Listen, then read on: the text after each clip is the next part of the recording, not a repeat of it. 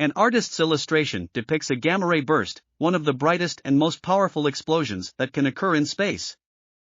During their quest to find the source of one of the brightest and most powerful explosions in the universe, astronomers discovered a new chaotic way that stars can die. The bright flash of gamma-ray light was first detected by NASA's Neil Gehrels Swift Observatory on October 19, 2019. The explosion lasted just over a minute, considered long, like any gamma-ray burst, or GRB, that lasts more than 2 seconds. Most GRBs have been traced back to the collapse of stars with at least 10 times the mass of our Sun, or to the mergers between neutron stars, the dense remnants left behind when large stars explode. But the October 2019 burst, named GRB 191019A, came from a different source, revealing a type of stellar death that had been theorized but never observed. Astronomers believe the burst occurred when stars, or possibly the remnants of stars, collided within the densely crowded environment near the supermassive black hole at the center of an ancient galaxy. A study detailing the findings published Thursday in the journal Nature Astronomy. For every 100 events that fit into the traditional classification scheme of gamma-ray bursts, there is at least one oddball that throws us for a loop, said study co-author Wenfei Fang, assistant professor of physics and astronomy at Northwestern University's Weinberg College of Arts and Sciences, in a statement. However, it is these oddballs that tell us the most about the spectacular diversity of explosions that the universe is capable of. How stars die. Over time, astronomers have observed what they categorize as the 3 main ways that stars can die, depending on their mass. Lower mass stars like our Sun shed their outer layers as they age, eventually becoming dead white dwarf stars. Massive stars burn through the fuel-like elements at their core and shatter in explosions called supernovas. These violent, destructive bursts can leave behind dense remnants like neutron stars or result in the creation of black holes. A third form of star death results when neutron stars or black holes begin to orbit one another in a binary system and spiral closer to one another until they collide and explode. But astronomers may need to add a 4th scenario to the list. Our results show that stars can meet their demise in some of the densest regions of the universe, where they can be driven to collide, said lead study author Andrew Levin, an astrophysics professor at Radboud University in Nijmegen, Netherlands, in a statement.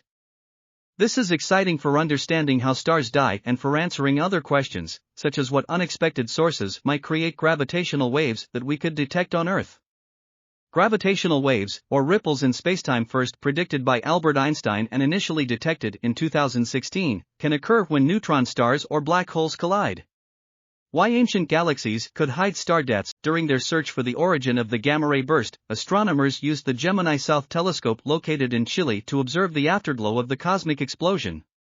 Their observations pointed to a location less than 100 light-years from the core of an ancient galaxy. But the telltale signs of a supernova were missing.